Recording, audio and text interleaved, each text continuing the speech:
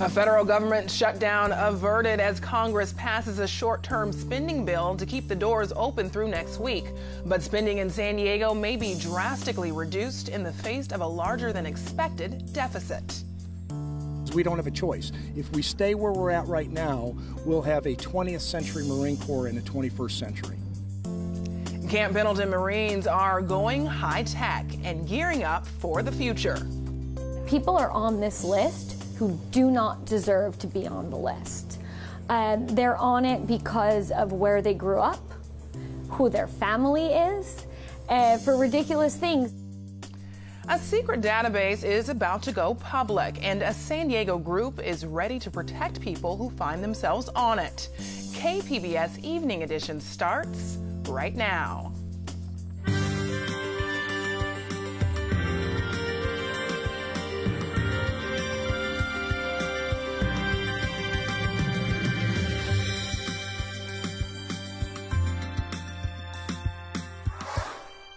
Good evening and thanks for joining us. I'm Ebony Monet. San Diego could be $44 million in the red in the next fiscal year, even with the spending cuts proposed by Mayor Kevin Faulconer. A new report says it's because of critical spending needs, including an increase in the city's pension payments, higher costs for public safety, and an upcoming special election on increasing the city's hotel tax. The independent budget analyst also projects a shortfall in the fiscal year 2019.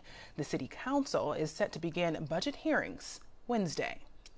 President Donald Trump signed an executive order this morning that may pave the way for new oil drilling off the coast of California.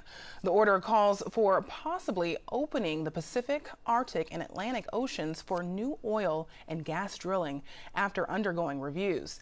California lawmakers and environmental groups oppose the order, promising legal action and protest. President Trump is encouraging more drilling. Drilling, we know, is both dirty and it's very dangerous. It was only 7 years ago that we had the disastrous spill in the Gulf, spilling millions and millions of gallons of crude oil. We can't afford a mistake like that off the coast of California. California's Attorney General issued a statement today vowing to fight any attempt to expand oil drilling off California's coast. This weekend, public marches are expected at the state capitol and around the country in protest of the order. The ayes appear to have it. The ayes do have it. The bill is passed. Congress has sent President Donald Trump a short-term spending bill preventing a partial government shutdown on Saturday, his 100th day in office. The bill keeps the lights on through next Friday, when leaders will need to pass a $1 trillion package to keep the government running through the end of the fiscal year. On his 99th day of being president, lawmakers have failed to take action on two Trump-backed measures, a year-long budget and health care. He campaigned on promises of putting America first in his first 100 days. But AP reporter Tracy Brown tells us Trump's domestic policies have taken a back seat to global challenges from North Korea, Iran, Syria, and Russia.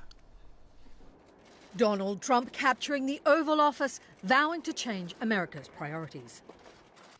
It's time to shake the rust off America's foreign policy. As his presidency hits the 100-day mark, Trump's America First plans are being overrun by global concerns. No surprise at all that America First candidate Donald Trump is, in fact, president of America, the world's greatest power. It's been a very rocky start for President Trump. He's the least experienced president we've ever had in American history, no prior experience in public service, in politics, in diplomacy or the military. That's a steep learning curve. Jens Stoltenberg. Allies and adversaries alike left to decipher conflicting White House statements. I said it was obsolete. It's no longer obsolete. NATO has been the same in the last 100 days as it was in the 100 days before that. What's changed with regard to President Trump's view of the alliance is his apparent appreciation that NATO is an institution that serves American interest. Facing a growing list of foreign policy challenges. An unchecked Iran has the potential to travel the same path as North Korea and take the world along with it.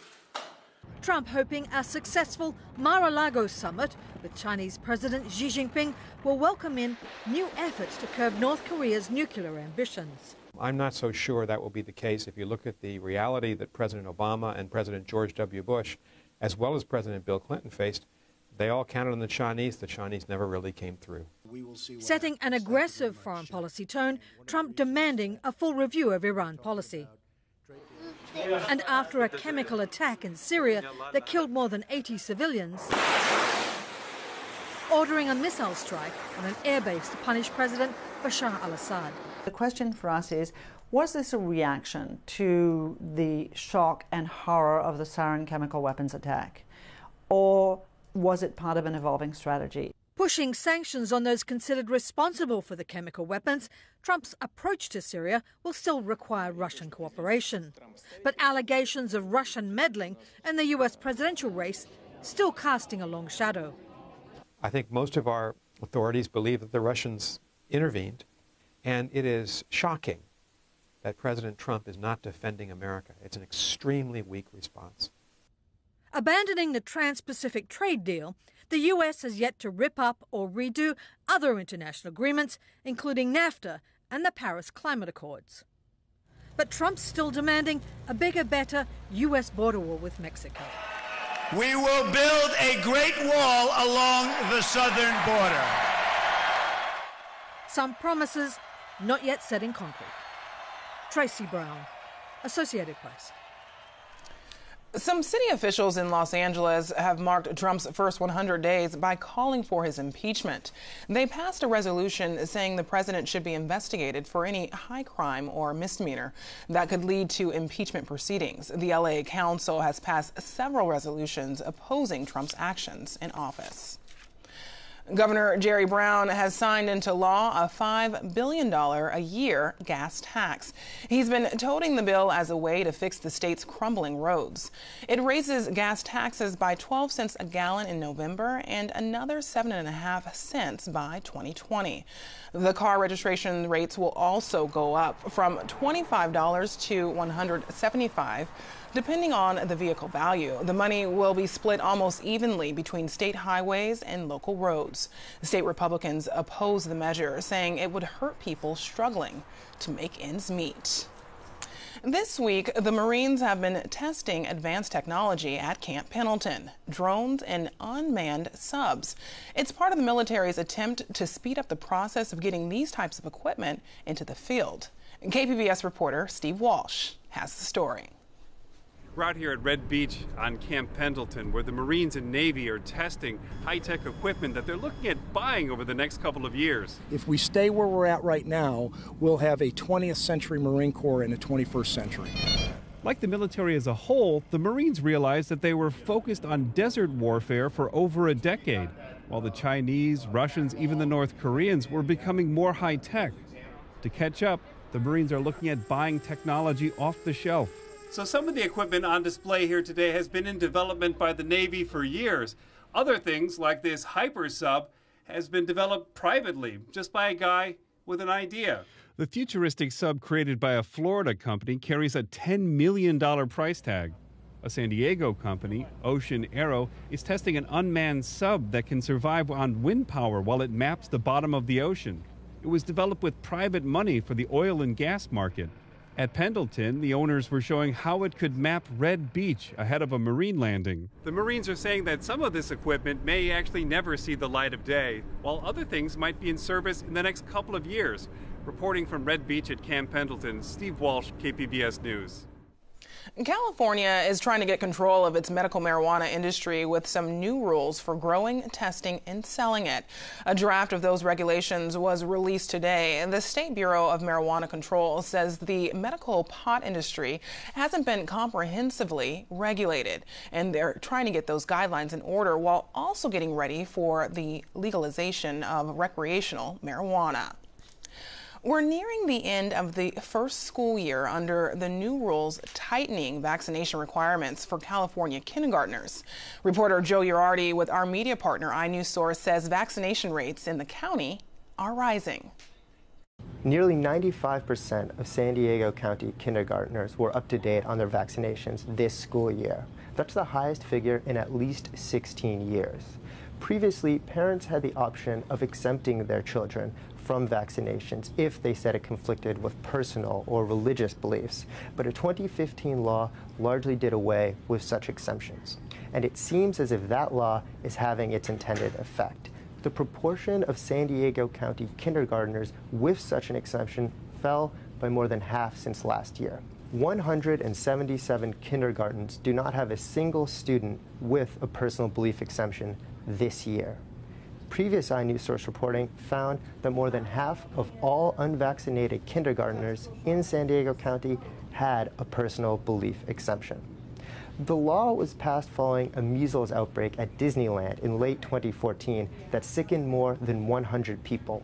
Epidemiologists blamed the rapid spread of the disease on a high proportion of unvaccinated children. For KPBS, I'm iNews Source reporter Joe Girardi. You can find a searchable database and a map of vaccination rates at inewsource.org. Some advocates and homeless people say city and police are treating homelessness like a crime. Police say they're enforcing city policy. In part 3 of our series, KPBS reporter Susan Murphy talks to a San Diego City Councilman about the policy and what he plans to do about them. Help can't arrive quickly enough for San Diego City Councilman Chris Ward's District 3. This is a regional crisis, which includes downtown and the East Village. His constituents in the 130-block community include hundreds of homeless people who are living in conditions that seem to grow more dire by the day. There definitely has been a Skid Row feel for some of the corners of the East Village and other places where homeless individuals have already been present for a number of years, and it's just getting to be pretty intense. Ward was elected to the council last June. Congratulations. He also serves on the newly formed board of the Regional Task Force on the Homeless. Good morning. If anyone can hear me, I'm with the city and we have subway cards. He has devoted much of his time to talking to the poverty-stricken residents and their advocates. Is there anything reason that you don't want to stay in a shelter, or is there just not availability? And accompanying police outreach teams to find solutions. That's helping to inform me in the role that I have as a policymaker and someone that also helps to guide budget decisions, whether resources are best spent doing X or if we need to sort of shift those towards a more effective solution. Amid a major building boom of high-rises and businesses in the East Village, homelessness is skyrocketing and encampments have mushroomed. The chaos is deterring some residents and businesses from moving there and causing some current residents to relocate. I've had a number of people that are residents downtown that are ready to move out of downtown, and that's not okay. He says it's also not okay to push homeless people away without giving them a sufficient place to go. Ward and other elected officials have pledged to add thousands of permanent housing units to get people off the streets.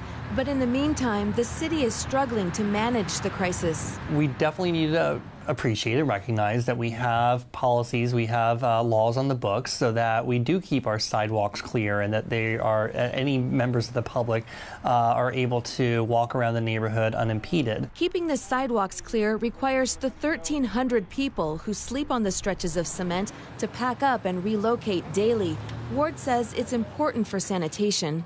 A lot of these are not just for access and right-of-way, but also for public health reasons. But homeless people say it's an exhausting process, and if they don't go, they risk encounters with police. Enforcement typically starts with a warning, then can lead to citations and arrests. Ward says policies need updating. I do agree that it really puts those who are homeless in a hard position when they accrue a number of tickets that maybe on the front end is a $50 fine. And then that $50 fine balloons into a warrant or arrest. Do we look at a period of amnesty to try and clear the slate for some relatively innocent infractions that have just spiraled out of control for those individuals, because these are the kinds of impediments that they're faced with trying to get themselves back onto solid footing and get on with their lives.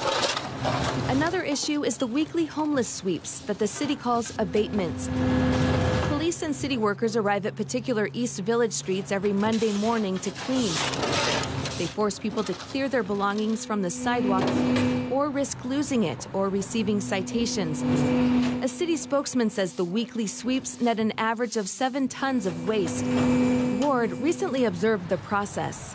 It's not that it's not working entirely, it's just not working for everybody. Ward says one challenge is the amount of resources it takes, such as police having to bag and tag encampment items. Is that the best expense of, our uniformed police officers' time and resources, having them do jobs like that, perform tasks like that perhaps a different kind of social worker or other kind of trained professional would be able to do, and that would free that officer up. Ward says policies tied to homelessness will soon be reviewed by a new city council committee that will be devoted to homelessness. He plans to take an active role.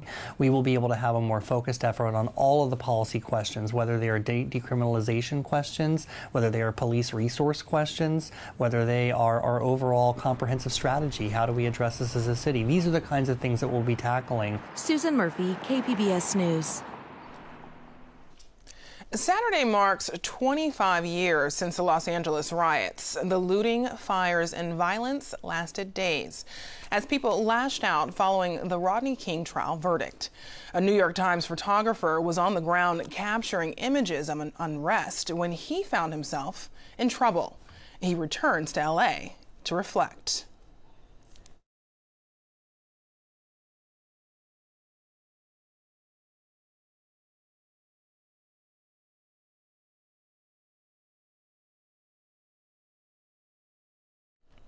We're having technical difficulties with that piece. We'll try to play it for you if we can later in the show.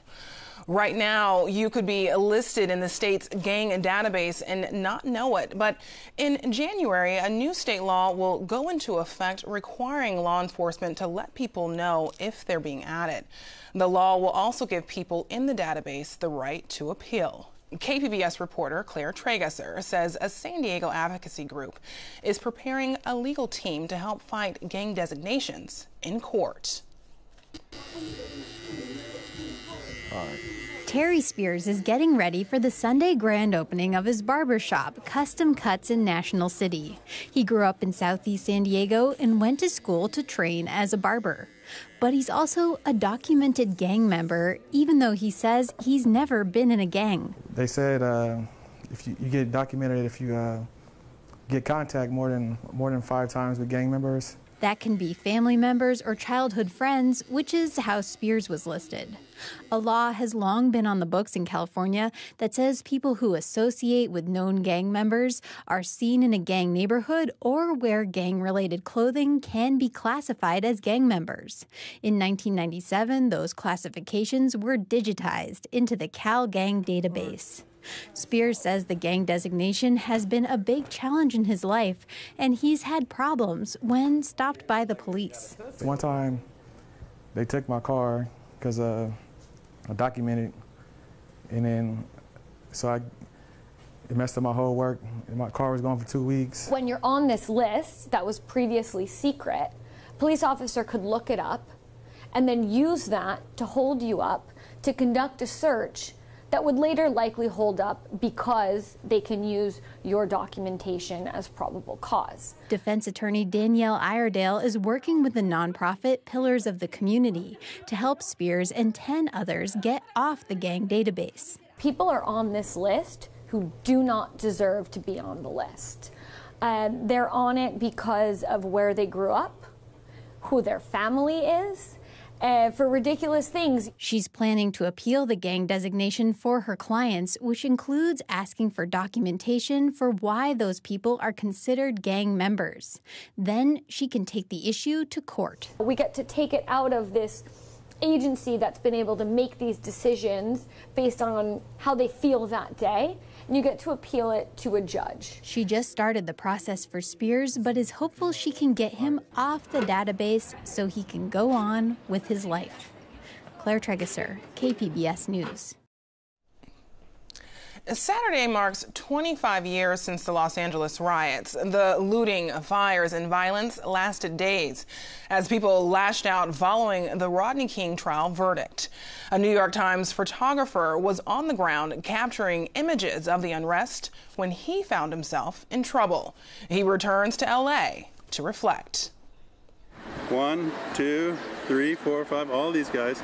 This is one of the guys who tried to beat me up right there. The date was April 29th, 1992.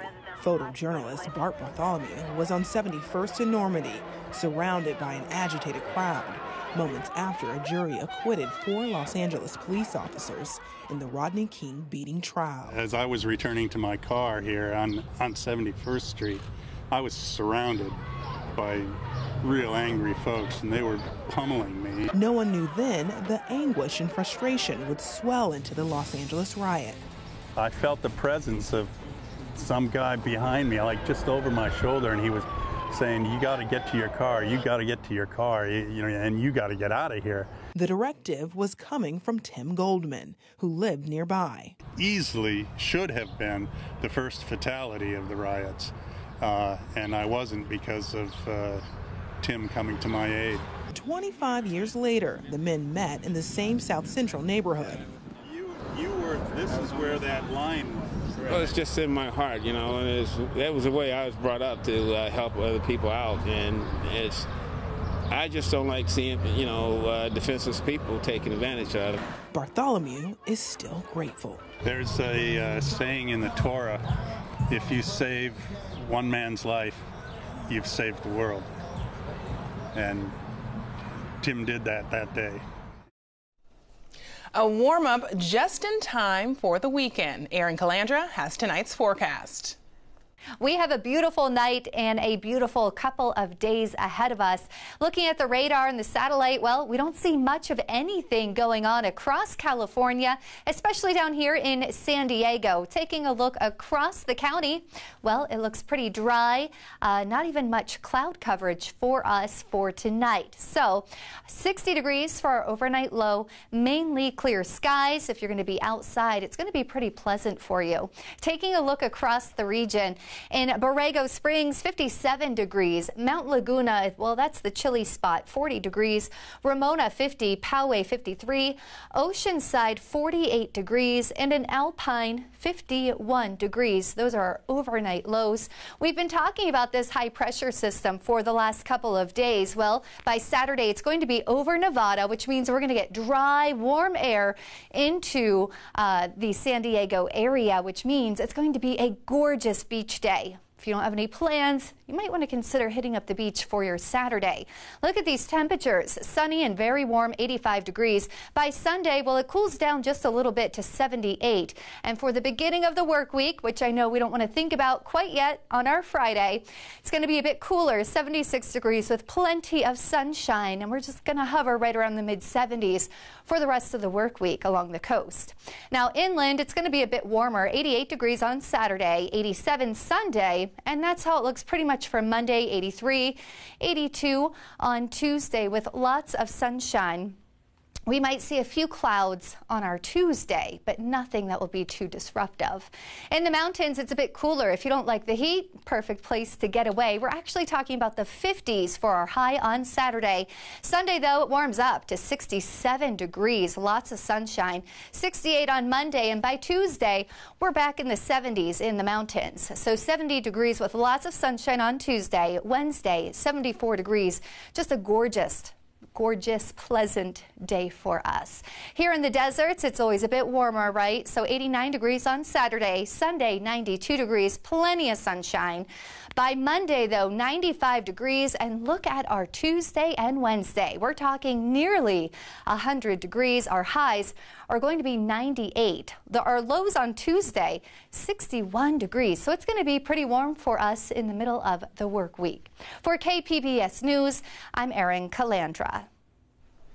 Tomorrow, a celebration will look at how the 14th Amendment has transformed democracy in the U.S.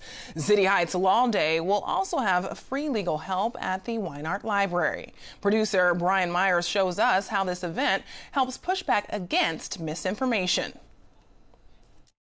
This year's theme for City Heights Law Day is the 14th Amendment. We're coming up on the 150th anniversary of this very important amendment that fundamentally changed the structure of the democracy and the direction that the country would take. It set forth what citizenship is in the United States, birthright citizenship, naturalization, and it also set forth equal protection Last year was the first year we had Law Day at City Heights Library, and it was very successful in that we had a lot of people showing up to do the one-on-one attorney consultations, which they provided for free.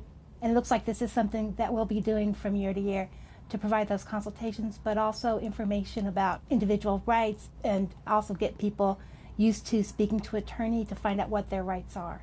There is a lot of misinformation out there and a lot of people operating on fear. Talking to an attorney, it provides a huge sense of relief. The Friends of the City Heights Library decided to bring an event to the community with classes going on throughout the day on different legal topics. Elected officials will be here to discuss the 14th Amendment. There's also going to be consultations with attorneys that are volunteering their time throughout the day. Having an event like this is a wonderful resource. They can walk into the library and they can ask the questions that they need to ask and leave the day feeling that sense of relief that you do feel after you talk to an attorney who's explained to you what the law actually is, what your rights are, what to do in case your rights are being violated or questioned. Brian Myers from the Media Arts Center produced that story. You can find tonight's stories on our website, kpbs.org/evening edition. Thanks for joining us. Have a great weekend.